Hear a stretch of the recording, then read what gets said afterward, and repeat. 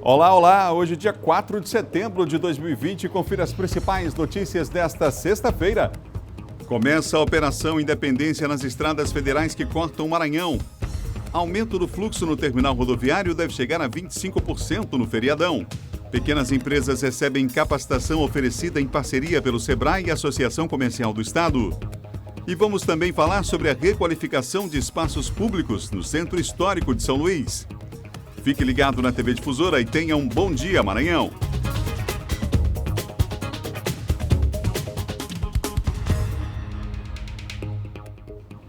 O nosso muito obrigado a você que acompanha o nosso Bom Dia Maranhão. A partir de agora, as principais notícias desta sexta-feira. Vamos juntos, hein? Até às 8 horas da manhã, quando chega o primeiro impacto para você aqui na TV Difusora. Véspera de feriado e feriado prolongado, né, gente? Segunda-feira, 7 de setembro. Terça-feira, aniversário de São Luís, dia 8 de setembro. E hoje a gente presta serviço e mostra para você como é que está a saída dos maranhenses aqui. A Polícia Rodoviária Federal começou na madrugada uma operação, a Operação Independência. Cuidado, você que vai pegar a estrada. Vamos falar também da rodoviária, do terminal rodoviário, mostrando a saída das pessoas aqui da capital nesse feriado. Tem muita gente que já se mandou, já saiu de São Luís. E outros ainda estão saindo nessa manhã. Uma boa viagem com muita paz, com muita saúde para você que nos acompanha em todo o estado do Maranhão. Os amigos no interior do estado também, aquele abraço, um bom feriado para você, tá bom? Vamos juntos, até às 8 horas da manhã, nossa equipe chegou aqui de madrugada para fazer o mais tradicional telejornal da TV Maranhense, nessa audiência que só cresce. A gente agradece muito a você, são 7 horas e 1 minuto. Como eu falei, a Polícia Rodoviária Federal começou já, a Operação Independência. Vamos saber os detalhes dessa operação com o Eduardo Ericeira, que está comigo aqui ao vivo. Eduardo, quem vai pegar a estrada, atenção redobrada, hein? Bom dia. Pois é, Adalberto, muito bom dia a você, bom dia a todos que acompanham o Bom Dia Maranhão. Essa é a tendência, né? A Polícia Rodoviária Federal, como você disse, já deu início aí a mais uma operação por conta aí do feriado prolongado. Vai intensificar o patrulhamento, a segurança nas rodovias federais, nas BRs que cortam o estado do Maranhão e, claro, em todo o país. A operação que teve início hoje e se estende até às 23 horas e 59 minutos da próxima segunda-feira, justamente no feriado do dia 7 de setembro. Só que a gente chama a atenção que esse feriado é ainda mais prolongado para os moradores que vão deixar aqui a capital São Luís.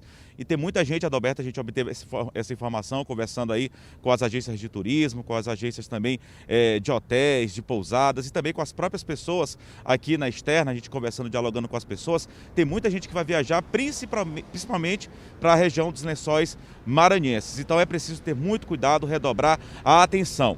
É justamente na virada da segunda para terça-feira. Terça-feira ainda é feriado para muitas pessoas aqui na capital São Luís, então promete um fluxo muito grande ainda no retorno aqui para a capital maranhense. Por isso, a questão da preocupação e a operação da Polícia Rodoviária Federal, que se estende, que é o feriado nacional, se estende até a próxima segunda-feira, na virada da segunda para terça-feira, 23 horas e 59 minutos do dia 7 de setembro, que é justamente data do feriado nacional, o feriado local aqui no dia 8 de setembro, aniversário de São Luís.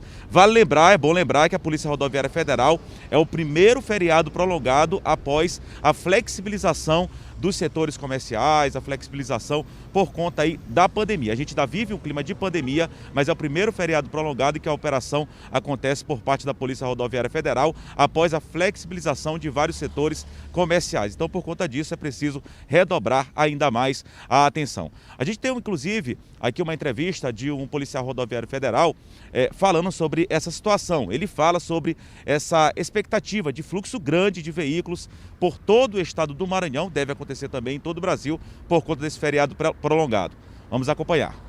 A gente está esperando um fluxo bem intenso, nesse feriadão, bem intenso mesmo. Tanto de pessoas que vão se deslocar para as capitais aqui e para locais turísticos também, quanto pessoas que estão nas capitais e vão se deslocar para o interior. Então a gente está programando uma fiscalização para um fluxo bem intenso de veículos durante esse feriadão. Pois é, Adalberto, e aí a gente chama a atenção, né? São várias dicas que devem ser repassadas, a questão do não ingestão de bebidas alcoólicas, fazer a revisão do carro sempre é muito importante. Só que antes também de a gente falar aí reforçar essa questão das dicas, é bom lembrar que tem algumas restrições. Sempre quando tem esse grande fluxo de veículos nas estradas, a Polícia Rodoviária Federal organiza essas operações com restrições de veículos considerados aí maiores, grandes, que podem de repente dificultar o fluxo de outros veículos nas rodovias, nas estradas que cortam o estado do Maranhão. Caminhões como bitrens, caminhões cegônias, esses caminhões de maior porte, haverá restrição durante a operação que será realizada pela Polícia Rodoviária Federal. Hoje, na sexta-feira, essa restrição acontece das 16 horas até as 22 horas, portanto das 4 da tarde até as 10 horas da noite. No sábado, essa restrição amanhã acontece das 6 da manhã até o meio-dia. A gente sabe que tem muita gente que vai pegar a estrada também amanhã, pela manhã, que trabalha hoje à tarde. E também na segunda-feira, isso principalmente no retorno para casa, algumas pessoas que já viajaram, que devem retornar na segunda-feira. Essa restrição acontece das 16 horas às 22 horas, portanto de 4 da tarde até as 10 horas da noite. Reforçando, também temos uma entrevista do Policial Rodoviário Federal, reforçando essa questão das dicas de segurança, como você disse, Adalberto, aquela pessoa que vai pegar a estrada, que pegue naquele clima de paz, para que tenha saúde, que possa fazer uma viagem tanto de ida como de volta com segurança. Vamos ouvir o que o Policial Rodoviário Federal tem para nos dizer a respeito da questão de segurança. É a pessoa tomar cuidado com as ultrapassagens indevidas, que quando ocorrem essas ultrapassagens e elas não são finalizadas com sucesso, geralmente são colisões frontais. Nessas colisões dificilmente alguém escapa. Tomar cuidado também com relação à velocidade, a pessoa ter um pouquinho mais de paciência para poder chegar no seu destino. Lembrar de ligar os faróis acesos durante o dia também.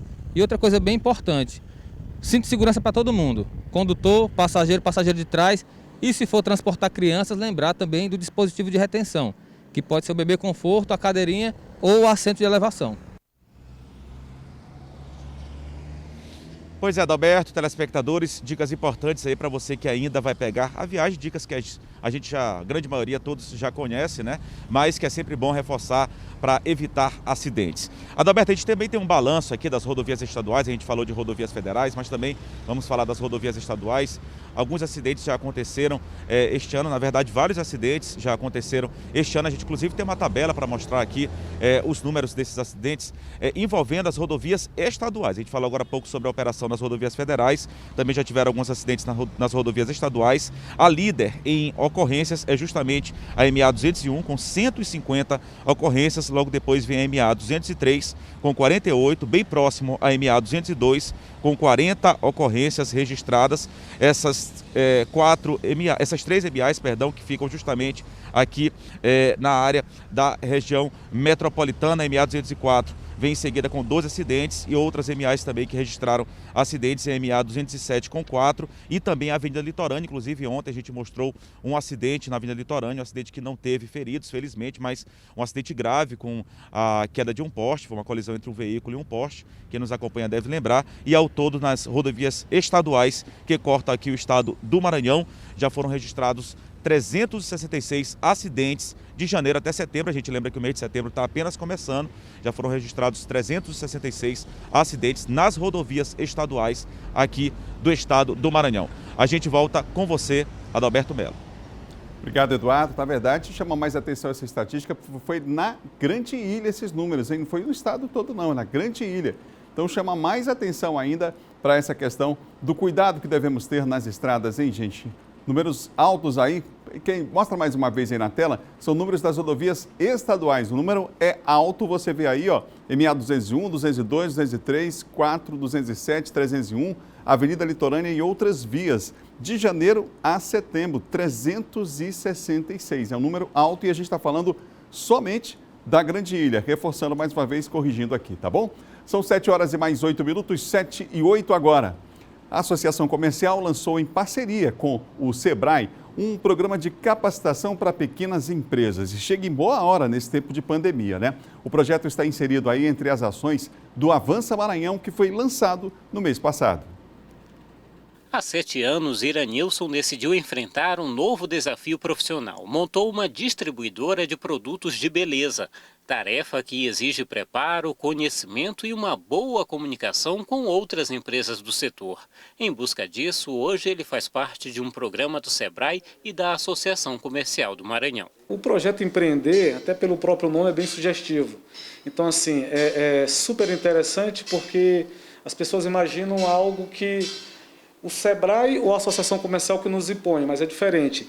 Ele reúne empresas do mesmo segmento através de reuniões, por sinal até tivemos uma hoje, vamos ter uma à noite também, e essas reuniões, o grupo discute soluções para o dia a dia. Isso faz com que haja uma interação maior entre as empresas que não se conheciam e realçam, fortalecem as que já se conheciam. O modelo do projeto existe há 20 anos. Este ano a implantação começou em agosto e deve ser ampliada até dezembro. Nós já iniciamos as conversas com diversos segmentos, já temos grupos montados, grupos da área de academia, de pet shop, de pessoal de cosméticos. E a intenção é que cada núcleo setorial a gente coloque em torno de 10 a 20 pessoas do mesmo segmento discutindo o fortalecimento deste segmento.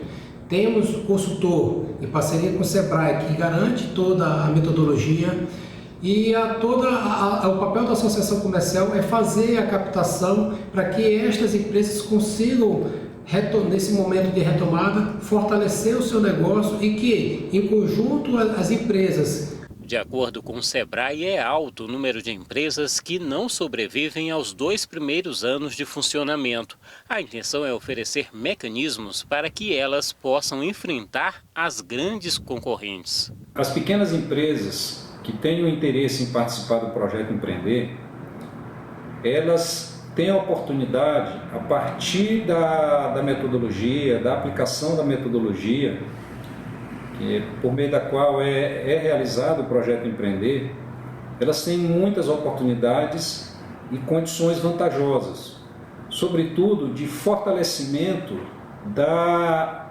capacidade, da sua condição de competitividade no mercado.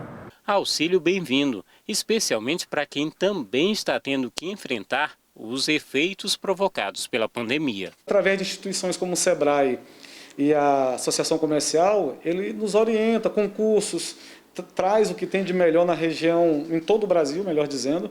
Eles pegam modelos de gestão, trazem para nós. Vamos fazer o nosso próximo curso, que foi decidido em consenso, será um curso voltado para a área que está em moda, que é a questão online, a questão de redes sociais, que foi a escapatória de muitas empresas nesse período. Então, isso tudo através do projeto Empreender. Tem jeito não, né, gente? Capacitação é a palavra-chave. Muitas empresas, como você viu na reportagem, fecham as portas em menos de 2 anos, em pouco tempo, exatamente por conta da falta de planejamento, de capacitação da equipe. Então, de parabéns às entidades envolvidas. Esse projeto Avança Maranhão chega em boa hora. Existem várias entidades envolvidas e esse é um braço, digamos assim, do projeto que é bem maior e a gente já falou aqui no nosso Bom Dia, né? Envolvendo as entidades do setor produtivo. São 7 horas e mais 12 minutos. Em Imperatriz, o comércio participa de uma campanha nacional para aumentar as vendas nesse mês de setembro. A gente vai ver agora na reportagem.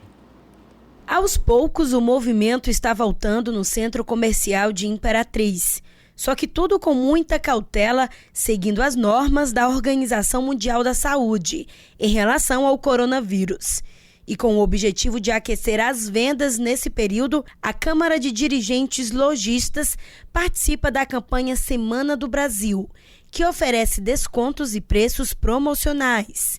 Jennifer, que passava pelo calçadão, não deixou de fazer as suas comprinhas. Sim, eu acho assim, muito importante porque, como aconteceu a pandemia, tudo as lojas ficou parado, o movimento ficou fraco, fica bom para o recurso, para aumentar mais as vendas, tudo.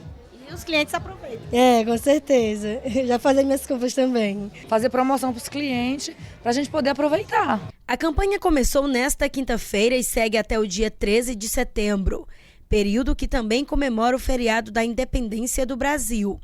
Os lojistas estão otimistas e com a expectativa de recuperação das vendas em pelo menos 30% para os próximos dias. Tudo que for feito, para agregar volume de venda, para agregar que a gente não venha a demitir, as pessoas perder suas oportunidades de emprego, seu poder de consumo, com certeza será bem-vindo. Essa promoção é uma promoção que também a gente vê que as pessoas têm acreditado, têm apostado e com certeza, né, ela vem para dar uma aliviada nesse momento de dificuldade que o Brasil em si e o mundo tem passado. Diversos setores estão participando, como de alimentação, eletrônicos, cosméticos e vestuário. Esta já é a segunda edição da campanha e conta superar os números da Semana Brasil do ano passado, que teve um aumento de 11,3% no comércio varejista. Olha, pessoal, só para ficar claro, inclusive a Maria Luísa aqui nas redes sociais está falando com a gente sobre... Vem cá, é feriado, mas esse feriado não foi antecipado aí no tempo do lockdown? Olha só, em relação ao comércio, a informação da Federação do Comércio oficial é de que nos dias 7 e 8 de setembro, portanto, segunda e terça, semana que vem, o comércio está autorizado a funcionar normalmente, de acordo com a Convenção Coletiva de Trabalho, negociada e assinada pela Federação do Comércio, juntamente com o Sindicato dos Empregados do Comércio de São Luís, tá certo? Os estabelecimentos comerciais situados em ruas, avenidas, galerias e centros comerciais poderão abrir as portas de 8 da manhã até as 18, enquanto as lojas situadas em shoppings poderão funcionar de 10 da manhã até as 10 horas da noite, isso na segunda e terça da semana que vem, tá bom? Só para ficar claro, mas aí a gente tem uma situação no estado, servidor público, enfim, né? Bancos que vão fechar, então há de fato aí um feriado prolongado aí até a semana que vem. O pessoal já deixando, inclusive, várias cidades aí a partir dessa sexta-feira, tá certo? Só para pontuar aqui. São 7 horas e mais 15 minutos e obrigado você que participa com a gente nas redes sociais e nos corrige, nos lembra aqui as datas, enfim, nos dá informação. Vamos construir junto o programa, tá? Obrigado pela participação. São 7 horas e 16 minutos, vamos falar de educação agora. 7 faróis da educação foram recuperados e são entregues à comunidade, estão sendo entregues essa semana. Ontem, 3 deles foram entregues recuperados. Vamos ver. O farol da Cidade Operária estava desativado há 10 anos, mas agora a estrutura entregue em agosto é outra. Os serviços melhoraram toda a estrutura interna e externa. O lugar também ganhou mobília e acervos novos. Nós estamos trabalhando para que este farol seja significativo na vida dos jovens que precisam utilizar e também um incentivo para a leitura, para os novos que estão adentrando também, como os nossos alunos de fundamental, que tiveram a oportunidade de agora ter o farol reaberto para a leitura. Esta foi apenas mais uma das bibliotecas públicas que foram reformadas. Somente na região metropolitana, 9 faróis do saber passaram por esses trabalhos, mas eles se estendem também a outras cidades do Maranhão, totalizando 49 estruturas que foram revitalizadas. As ações fortalecem a educação no estado.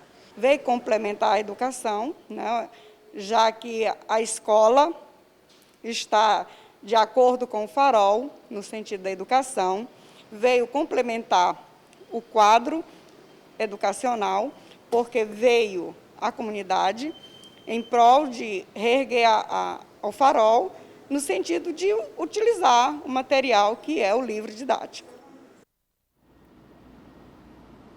Muito bom, a volta dos faróis importantes, né? Quanto mais leitura a gente melhor. Precisamos fazer, inclusive, preparar em novos leitores do Brasil, né? São 7 horas e mais 18 minutos, 7h18. Confira agora o nosso giro de notícias.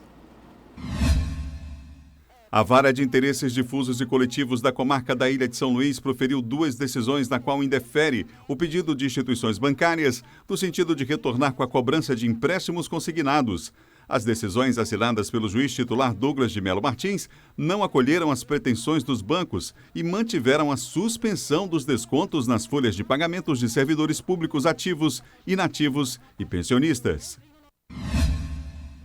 Visando a proteção da população maranhense durante as eleições municipais a serem realizadas em novembro deste ano, a Secretaria de Estado da Saúde sugeriu ao Ministério Público Federal uma audiência pública para aprovação de minuta com medidas sanitárias voltadas ao período eleitoral.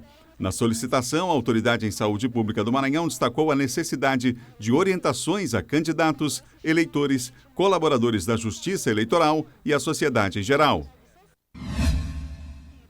O Senado aprovou o projeto de lei que altera regras do Código de Trânsito Brasileiro. O projeto apresentado pela Presidência da República traz várias alterações. Entre elas estão a diminuição na punição para excesso de velocidade e o aumento da validade da Carteira Nacional de Habilitação.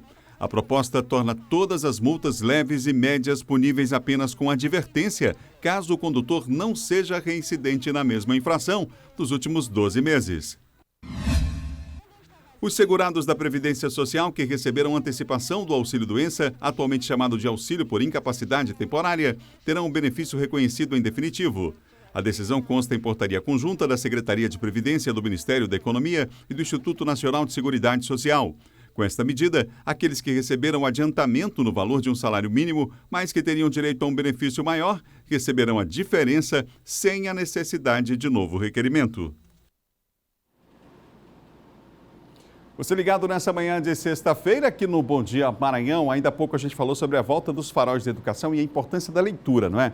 Pois é, lá na região dos Cocais, o pessoal está buscando uma forma, mesmo nesse período de pandemia, de manter aí aquilo que a gente falou ainda há pouco, da formação de novos leitores, com lançamento, inclusive, de algumas obras à distância, online. Esse é o destaque de hoje lá da região dos Cocais, do leste maranhense, com Raquel Souza. É para lá que a gente vai agora. Raquel, não pode parar de incentivar o pessoal a ler, né? Que bom que a gente tem essa tecnologia a favor, inclusive, aí da leitura, né? Bom dia.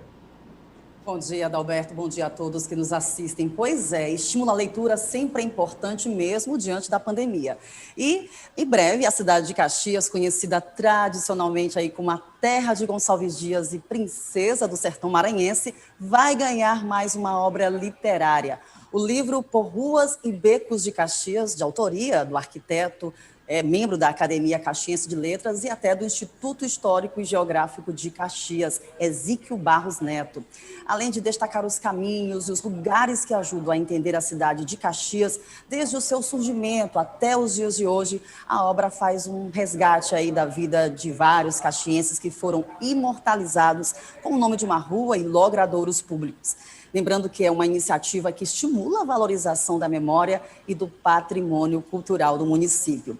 Por conta da pandemia, o lançamento do livro será por meio de uma live no dia 18 de setembro, às 8 horas da noite, que pode ser acompanhada aí por meio do canal do YouTube, intitulado Nossa Caxias, e pelo Facebook e Instagram de Ezequiel Barros. Após o lançamento, o livro ficará à disposição para a venda na Academia Caxiense de Letras. Adalberto. Raquel, responde para mim, aí em Caxias, esse final de semana, o feriado vai ser com balneário funcionando ou não funcionando? Vai ter pirão de parida para todo mundo ou o pessoal vai ter que ficar em casa? Como é que vai ser? Bom, ainda um pequeno impasse, né, em relação à comercialização de comidas típicas no Balneário Veneza, nosso tradicional balneário, cartão postal da cidade. Inclusive, as comunidades que lá residem sentem dificuldade com essa venda, na verdade, online, né? Porque, na verdade, comida típica local é para ser, na verdade, feita lá a comercialização. Só que aí a gente verifica que aos poucos eles estão se reerguendo, né? O pico da pandemia baixou um pouquinho em Caxias e a população já começa a se deslocar para esse importante ponto turístico da cidade. E a gente espera, Adalberto, que a Veneza, né, consiga realmente manter o seu ritmo, que de ponto turístico da cidade, em breve a gente saia em meio a essa situação toda e Caxias volta a respirar cultura e respirar lazer. Verdade, Raquel. Eu espero que tudo isso passe e vai passar assim, rapidamente. Daqui a pouco a gente está aí em Caxias comendo esse pirão de parida, um prato tradicional lá, gente, da região leste, muito bom, vale a pena. Obrigado, Raquel. Ok. Aí, portanto, direto de Caxias, a Raquel aí, que gosta também, né? Pirão de parida é muito bom, rapaz. Aquela galinha, enfim. Né? Final de semana está chegando, a gente já vai imaginando aqui. Mas agora, tempo de pandemia, vamos segurar a onda, tudo vai passar, depois tudo volta ao normal, tá? São 7 horas e 23 minutos, 7h23. No próximo bloco, o Silvan Alves, ele vem aí atualizando os principais assuntos da área de segurança. Bom, a gente também vai falar sobre a requalificação de espaços públicos no Centro Histórico da capital, que completa mais um ano de fundação na semana que vem. Falar em Centro Histórico, tem imagens ao vivo para a gente nessa passagem de bloco. A gente mostra para você, aí está, ó, bela imagem ao fundo, bairro do São Francisco, bela imagem a gente tem aí do centro de São Luís, à direita a ponte José Sarney. A gente volta já já, gente, com o nosso Bom Dia Maranhão, um instante só, não sai daí.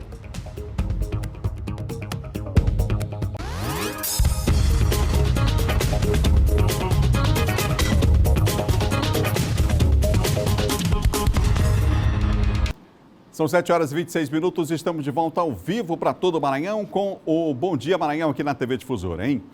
O número de golpes financeiros contra idosos aumentou durante a pandemia em todo o Brasil e muitos casos são de ocorrências registradas dentro da própria família da vítima.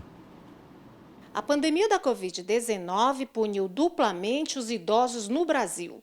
O número de golpes financeiros aumentou 70% desde o início da crise e no Maranhão não foi diferente. A gente tem observado aqui na delegacia que, nesse período da pandemia, aumentou sim o número de idosos vítimas de fraudes, principalmente a fraude do cartão clonado, né? Que é aquela que acontece, o idoso está na sua residência, por força mesmo da própria pandemia, do lockdown, as pessoas estão mais dentro das suas casas, né? O abuso ou apropriação indevida de bens, proventos, pensão ou qualquer outro rendimento do idoso é considerado crime e prevê reclusão de 1 a 4 anos e multa. A delegada chama a atenção para os cuidados que se deve ter também nas agências bancárias. Dentro da agência bancária, muito cuidado. Um idoso que sente dificuldade, né, de movimentar o caixa eletrônico, de usar o caixa eletrônico, vai acompanhar de algum familiar.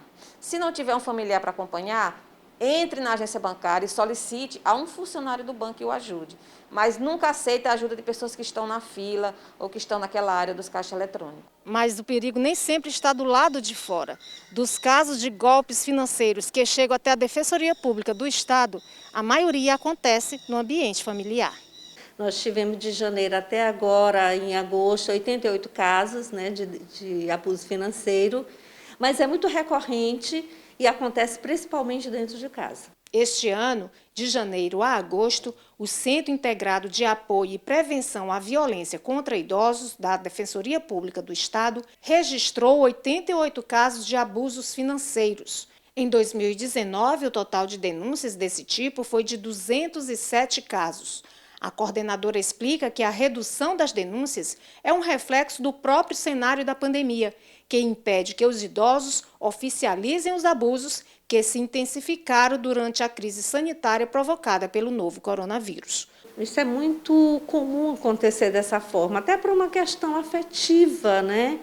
E eu também faço análise de que, às vezes, há um medo de como ele está morando no mesmo espaço que o agressor, fica com receio de sofrer outros tipos de violência.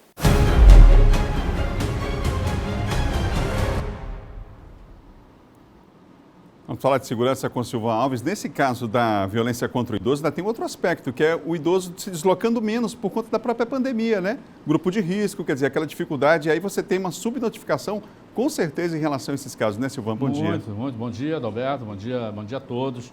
E uma outra dificuldade é que essa violência ocorrendo no seio da própria família, geralmente praticada pelos filhos, a mãe geralmente ela não procura denunciar, né? Aquele sentimento afetiva, né? de materno, né? Aquele sentimento materno, e ela prefere não denunciar o filho, não denunciar o neto, né? Que ela sofre esse tipo de violência. Aí fica difícil aferir a quantidade exata. E outra coisa também, a questão do distanciamento, muitos idosos que já eram isolados, acabaram ficando muito mais isolados ainda, e isso fez com que houvesse um aumento, não é? Essas pessoas passaram a ser procuradas pelos golpistas que se oferecem ali para ajudar, com a intenção de que vai ajudar, e na verdade eles estão ganhando a confiança do idoso para poder aplicar esse tipo de golpe. E fico alerta com as instituições bancárias que nem sempre colocam pessoas para auxiliar os idosos nos caixas eletrônicos. Perfeito. Já mostrou, inclusive, aqui no Bom Dia, o flagrante de uma situação como essa. Parabéns à Defensoria Pública do Estado pelo trabalho, o Ministério Público também, a rede de proteção ao idoso que tem aqui no nosso estado. E esperamos que em breve eles voltem com os cursos de cuidador de idoso. Pode ser, de repente, à distância, né? Sim, fica aqui a dica, então. Né? Vale a pena voltar com esse curso que tem uma procura muito grande em todo o estado. Olha, a polícia conseguiu prender os suspeitos de praticarem, na verdade, assaltos aqui na capital. Eles roubavam até o lanche das vítimas, a gente mostrou aqui, e agora vai ter que fazer lanche em outro lugar. O rapaz estava assaltando aí, Silvana? Eram 3 indivíduos que estavam nesse carro aí, é um Fiat Punto. Eles foram presos por policiais do 1º Batalhão da Polícia Militar do Estado do Maranhão. Esse assalto é lá na Rua 8, esse assalto viralizou aí nas redes sociais. Ele aconteceu na Rua 8, na noite de terça-feira, na Rua 8, lá do Conjunto Bequimão, ali próximo do Colégio Adventista, e chamou bastante atenção pelo fato deles terem roubado até o lanche da vítima. Esses bandidos, eles estavam lá olha a quantidade de documentos, aparelho de telefone celular, eles foram presos lá na Praça Sete Palmeiras, que fica no bairro da Vila Embratel.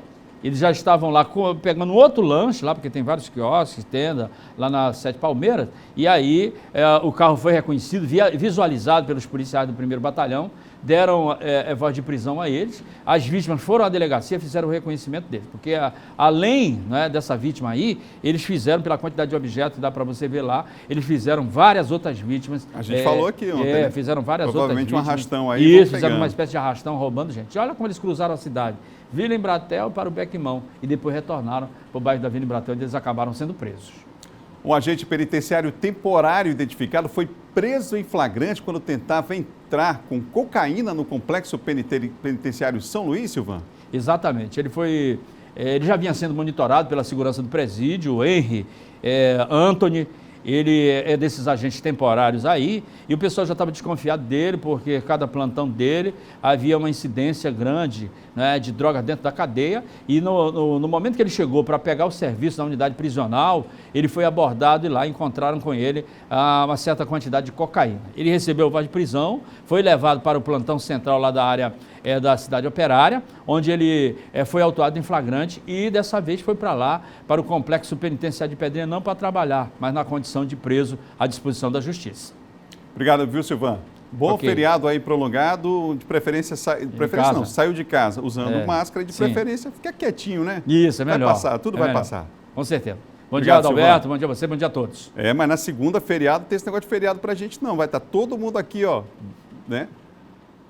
Cada um fazendo sua atividade aqui. 7 de setembro está chegando, feriado para você que está aí assistindo a gente, né? São 7 horas e 33 minutos. O Clauber Barros está com a gente em Belém do Pará. A Ticiane Fonseca está com a gente também. Ela mora no bairro do Anil, está falando que está complicada a situação lá, está falando que está sem água no bairro do Anil. A Ticiane. A Samara está com a gente também, está com a gente ligada aqui no programa, dizendo que fica revoltada com esse tipo de situação aí de crime contra os idosos. Obrigado, viu, Samara, pela sua participação aqui no nosso Bom Dia. São 7 horas e 34 minutos. Agora nós vamos à Imperatriz. Hoje nós vamos falar sobre uma feira que tem feito muito sucesso lá na cidade. O Marcelo Júnior explica qual o motivo, Marcelo, do sucesso dessa feira, hein? Bom dia. Olá, Adalberto. Bom dia para você, bom dia para quem assiste o Bom Dia Maranhão, ligado aqui na TV Difusora em todo o estado. Pois é, sexta-feira, final de semana que chega, e o destaque de hoje aqui da cidade de Imperatriz, na região Tocantina, é justamente o sucesso da Feirinha Cidadã, uma iniciativa que começou no mês de agosto, promovida pela Prefeitura de Imperatriz e que vem atraindo muitas pessoas que vêm participando dessa atividade. A Feirinha Cidadã foi criada justamente nesse período de pandemia, onde muitos produtores de agricultura familiar aqui da região estavam com dificuldades de oferecer os seus produtos. Além disso, vendedores de pequeno porte, os empreendedores individuais e também as pessoas que fazem o artesanato. Por isso, a Prefeitura decidiu criar esta Feirinha Cidadã. A iniciativa começou no mês de agosto na Praça da Bíblia, todas as sextas-feiras, e deu muito certo. E agora esse projeto consolidou e vai ser fixo, vai acontecer todas as semanas. Às quartas-feiras, agora, na Praça da Bíblia, e às sextas-feiras, ocorrendo no bairro Santo Inês, lá no pátio da igreja. O horário também, Adalberto, facilita a presença das pessoas. Um horário alternativo, depois do expediente de trabalho, do horário comercial, vai ocorrer a Feirinha Cidadã sempre das 18 até as 22 horas. Vale destacar que com a pandemia do novo coronavírus, as pessoas devem seguir todo o protocolo sanitário, o distanciamento social, usar máscara e manter uma distância na hora de escolher os produtos para levar para casa. Entre as ofertas de produtos oferecidos à comunidade, há uma diversidade. Há produtos alimentícios, hortifrutis, frutas, verduras, a produção caseira de doce, também roupas, enfim, todo um conjunto de produtos oferecidos à população de Imperatriz dentro desse projeto Feira Cidadã, que deu muito certo aqui na cidade de Imperatriz. E só reforçando, às quartas-feiras, na Praça da Bíblia, região central aqui de Imperatriz, e às sextas-feiras acontecendo no bairro Santo Inês, no pátio da igreja. O bairro Santo Inês fica aqui dentro da região residencial do Grande Santa Rita. É uma boa pedida aí para a população que quer comprar produtos de boa qualidade e com um preço bem acessível, garantindo também a oportunidade de emprego e renda aos microempreendedores aqui da cidade de Imperatriz e também aos agricultores familiares. Para finalizar a nossa participação, a estrutura dessa feira é oferecida gratuitamente aos expositores que ofertam lá os seus produtos à população. Adalberto. Obrigado, Marcelo. Está aí Marcelo Júnior, direto de Imperatriz. São 7 horas e mais 37 minutos, gente. 7h37. Agora nós vamos falar sobre a requalificação de espaços públicos do Centro Histórico da capital maranhense, São Luís, que completa mais um ano de fundação na próxima semana. E nessa semana aí, já de aniversário, de expectativa para o aniversário da cidade, a Praça dos Poetas. Temos a nova Praça dos Poetas entregue à população. Quem está lá e tem os detalhes, inclusive, é o Eduardo Ericeira. Eduardo, ficou bonita a praça, hein? Ficou, Adalberto, vale a pena visitar, ficou muito bonita a Praça dos Poetas aqui na região central de São Luís, no centro histórico da capital maranhense, que foi entregue na noite de ontem, claro, numa solenidade bem simples, sem aglomeração, que contou com a presença do governador Flávio Dino e também do secretário estadual de Cultura, que está aqui comigo, o Anderson Lidoso, que vai nos falar mais sobre essa praça e todo o projeto de revitalização que está acontecendo no centro histórico de São Luís. Não é isso, secretário? Muito bom dia ao senhor. Fala um pouquinho sobre a inauguração da praça. A gente percebe já pelas imagens aqui, a gente vai mostrar aqui durante a entrevista, que foi totalmente revitalizada, né? Isso, bom dia. Essa praça, ela representa muito para o estado do Maranhão e aqui, claro, localizada no Centro Histórico de São Luís, onde tudo começou, onde a nossa história começou, e um grande presente para os 408 anos da nossa cidade, homenageando poetas, pessoas que transformaram o Maranhão em letra, em poesia, para que ele fosse conhecido pelo mundo inteiro. E, claro, representando boa parte da nossa produção cultural. E aqui, localizado no Centro Histórico, com essa vista para Beira-Mar, vista para o Palácio dos Leões, e assim, mostrando as forças que nós temos, unindo todas as forças que nós temos, as belezas naturais, o nosso patrimônio cultural, a nossa produção cultural. Vou pedir agora para o repórter cinematográfico, Zé Antônio Teixeira, o secretário falou sobre essa vista para Beira-Mar e a vista aqui para o Palácio dos Leões, sede do governo do estado, que nunca teve a oportunidade de conhecer essa vista, Adalberto, telespectadores. Justamente para o estacionamento também, apontando ali para o gabinete, salão de atos ali do Palácio dos Leões, sede do governo do estado, mas aqui à frente, claro, com devidos cuidados, inclusive com placa informativa, a vista para Beira-Mar, Baía de São Marcos, quer dizer, a praça ficou muito bacana, até para as pessoas virem aqui, tirar uma foto e poderem acompanhar a cidade. Agora tem também o programa Nosso Centro, não é isso, Anderson? Que é um programa aí que conseguiu revitalizar vários pontos aqui do Centro Histórico de São Luís, não é isso? Isso é um programa que o governo do estado está implementando, que visa o desenvolvimento dessa área central histórica do estado do Maranhão, aqui de São Luís, para que a gente possa ocupar de forma sustentável esse espaço. Fazer reformas, obras, mas não só fazer essas obras, mas ocupá-las, para que as pessoas possam conviver aqui no centro e de forma sustentável a gente possa manter sempre esse patrimônio conservado. Tá, Adalberto, a gente passa para você se tiver alguma pergunta. Só lembrando, Adalberto, antes da sua pergunta, se tiver alguma pergunta, vai funcionar aqui primeiramente de 8 da manhã até as 21 horas, portanto até as 9 horas da noite, justamente por conta da pandemia, para evitar aglomeração, mas segundo o secretário, logo depois que passar esse período, vai abrir normalmente para as pessoas. Adalberto. Secretário, o senhor falava sobre o cuidado da população, eu queria chamar a atenção para isso. Esse patrimônio é de todos nós. Nós temos o maior acervo arquitetônico colonial da América Latina e as pessoas, às vezes, a gente passa no Centro Histórico e vê, as pessoas nem sempre têm um devido cuidado com aquilo que é seu. Então eu queria que o senhor fizesse um apelo às pessoas sobre isso. A praça ficou bonita, está sendo entregue agora, mas o dever de cuidar não é do poder público, é de todos nós, não é isso? Isso é um patrimônio de todos os maranhenses. É importante que a gente esteja o tempo todo atento. Muitas pessoas passam sem ver, sem enxergar. E o nosso objetivo é fazer isso, é mostrar as nossas belezas, fazer com que as pessoas enxerguem de fato toda essa beleza patrimonial que nós temos e que nós possamos conservar, que nós possamos dar o devido valor, porque isso aqui é muito importante. É importante porque conta a nossa história, é importante porque mantém as nossas tradições também sempre vivas. Obrigado, secretário.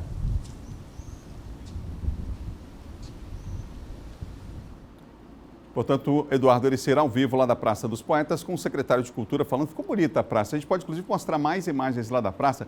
Dagmar Desterro, Bandeira Tribuzzi, são tantos os poetas. Gonçalves Dias, é uma terra realmente de muitos poetas, de muita inspiração. A praça ficou realmente muito bonita no centro da cidade. É um ponto que as pessoas podem se encontrar, voltar a conviver. É um espaço público importante de convivência das pessoas, que as pessoas voltem a ocupar as praças. Olha só, ali você tem, por exemplo, naqueles quadros, a data de nascimento, algumas das obras desses poetas que, né, a gente sabe, São Luís, conhecida como Atenas brasileira, né, um período histórico extremamente importante. Nossa cidade completa mais um ano de fundação na semana que vem e vai ganhando presentes aí ao longo dessa semana também. Essa praça é um exemplo aí de um presente que a cidade ganhou, mas todos nós somos a cidade, né? Então vamos cuidar do nosso patrimônio. São 7h42. No próximo bloco nós vamos mostrar uma pesquisa de intenção de votos em Trizidela do Vale. Pesquisa para prefeito e uma sondagem para governador para as eleições de 2022. E mais, John Coutrin fala sobre a chegada da reforma administrativa ao Congresso Nacional, reforma aí pretendida pelo governo federal, proposta do governo federal de reforma administrativa, mudanças significativas em relação ao serviço público, hein? A gente vai falar para você já já. São 7h42, imagens ao vivo nós temos nesse momento de Imperatriz. Aí está, trânsito já intenso na Dorival Pinheiro com a 010, BR-010 aí. O pessoal que está saindo de Imperatriz está chegando e o trânsito já intenso, eu repito, nesse horário na segunda maior cidade do estado. Bom dia, volta em instantes.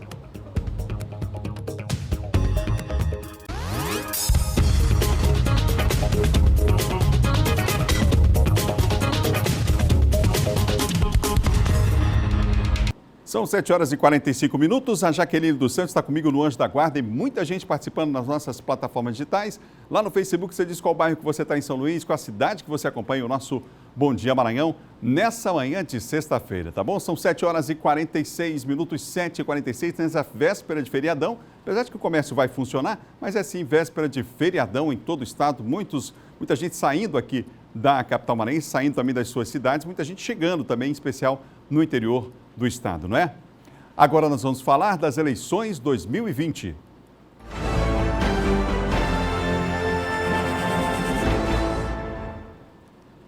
Uma pesquisa realizada pelo Instituto Exata, encomendada pelo Sistema Difusora, mediu a intenção de voto no município de Trizidela do Vale. Vamos ver. Quando a pergunta foi se a eleição para prefeito de Trizidela do Vale fosse hoje, em quem o senhor ou senhora votaria, na espontânea a resposta foi Davidson Balé, com 39%, Vinícius Louro, 10%, Fred Maia, 7%, Gustavo Brandão, 2%, outros 1%, nenhum, 5%, não sabe, 36%. A pesquisa também fez a seguinte pergunta, esse aí foi o resultado da espontânea, agora tivemos também a pesquisa nesta situação, estimulada. Se a eleição para prefeito de Trizidela do Vale fosse hoje, os candidatos fossem esses, em quem o senhor ou senhora votaria? Na estimulada, 57%, Davidson Balé. Vinícius Louro, 24%. Alcione Maratá, 7%. Paulo Chicote, 3%. Nenhum, branco ou nulo, 3%. Não souberam, não responderam, 6%. Agora nós vamos ao resultado da pergunta que foi feita. A próxima eleição para governador será em 2022, mas se a eleição fosse hoje, em qual desses políticos o senhor ou senhora votaria? Na estimulada, senador Everton Rocha, 49%. Candidato do Grupo Sarney, 19%. Vice-governador Carlos Brandão, 5%. Nenhum deles, 7%. Não souberam, não responderam, 20%.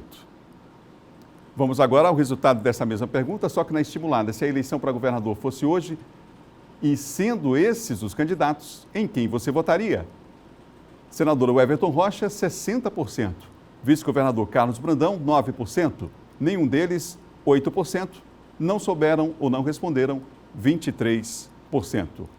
Essa pesquisa, que foi encomendada pelo Sistema Difusora de Comunicação, está registrada no Tribunal Regional Eleitoral com o número MA 04894/2020. A margem de erro é de 3,8 pontos percentuais para mais ou para menos. Pesquisa exata realizada entre os dias 23 e 24 de agosto de 2020.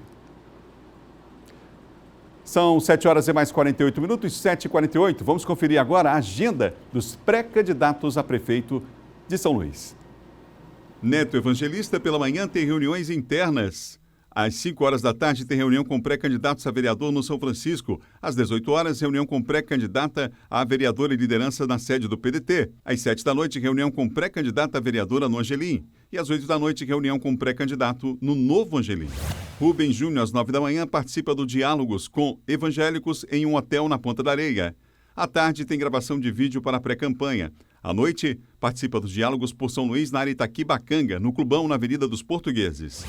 Iglesio Moisés tem reunião com lideranças às 8 horas da manhã. Às 11 tem gravação de material e às 7 da noite conversa com a comunidade do bairro da Liberdade.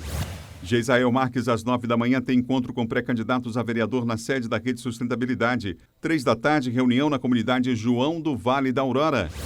Duarte Júnior, 7 da manhã, tem diálogo sobre mobilidade urbana. Às 10 tem gravação. Às 2 da tarde, evento Bora Resolver com guardas municipais. 4 da tarde, diálogo com o presidente da Federação Maranhense de Patins e membros da entidade. 5 da tarde, reunião com líderes políticos e às 7 da noite, evento Bora Resolver, no bairro da Coama. Bira do Pindaré tem reunião no Pense São Luís sobre educação com pré-candidato a vereador no Santa Clara.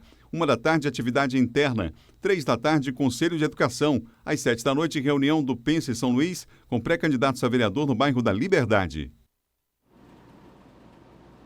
Agora vamos à participação do nosso colunista de política, John Coutrin.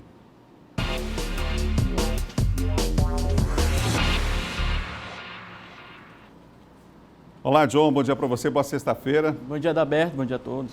Estamos aí na véspera de feriado, mas a nossa pauta está aqui. Inclusive, está quente o clima lá em Brasília, porque o governo federal enviou para o Congresso Nacional uma proposta de reforma administrativa e olha que tem mudanças significativas aí para o serviço público. As mudanças são várias. Há quem diga aí que alguns pontos, né, faltaram de ser tocados aí de forma mais profunda, mas já há um impacto, sem dúvida alguma, dessas medidas que foram anunciadas até agora, dessa reforma, John. Exatamente, como você abordou bem, Adalberto, mas, por enquanto branda, né? Não foi colocado tudo de uma vez na reforma, mas eu destaco o seguinte, a questão da estabilidade. Mais uma vez eu toco nesse ponto, porque a reforma administrativa, ela aí não assegura mais a estabilidade para todos. Ou seja, você que pensa, todo mundo logo pensava, não é isso, Adalberto? Vou fazer concurso público porque eu terei estabilidade para sempre. Isso vai mudar, não é mais assim. Estabilidade apenas para algumas carreiras típicas de Estado. Quais são essas carreiras típicas de Estado? Por exemplo, diplomatas, membros do Ministério Público, juízes, auditores fiscais. Esses sim têm estabilidade garantida, até por conta para não sofrer pressões políticas, né, no cargo, quando tiverem aí esses embates com as questões políticas. Fora isso também, outra mudança significativa é a questão das progressões. Não é mais por tempo, né? Destaca-se a meritocracia, ou seja, você vai progredir de carreira de acordo com o seu mérito e produtividade. Antes você alcançava o patamar máximo do ápice da sua carreira em 10 anos. Você já atingia o salário máximo e aí, né, você ficava praticamente acomodado, já que o salário não aumentava mais, já tinha alcançado tudo. E isso muda também, Adalberto. Você agora algo em torno de 20, 25 anos para chegar ao patamar máximo da sua carreira. E por fim também eu destaco aí, Adalberto, a questão de alguns fins de benefícios, como licença-prêmio, né, não vai existir mais. Essa questão de férias de mais de 60 dias por ano, só 30 agora, vai acabar também com outros benefícios aí que existia na carreira pública, como a aposentadoria compulsória, também é outro benefício que vai aí ser extinto com essa reforma administrativa. John, além desse tópico, ontem um outro assunto que ganhou muita repercussão foi a fala do Rodrigo Maia, presidente da Câmara, dizendo que agora vai mudar o diálogo lá no Ministério da Fazenda. Disse, inclusive, acusou o ministro Paulo Guedes de cessar ali o diálogo com alguns membros da equipe econômica do governo. A situação aí repercutiu negativamente, né? Sem dúvida nenhuma. O Rodrigo Maia deixou isso público, que não há mais diálogo dele com o ministro Guedes, que esse diálogo será feito agora com o ministro Luiz Eduardo Ramos. Então, é uma ponte quebrada entre o presidente da Câmara, né, e o ministro Guedes da Economia. Ele já vem se estranhando há um pouquinho de tempo, não é?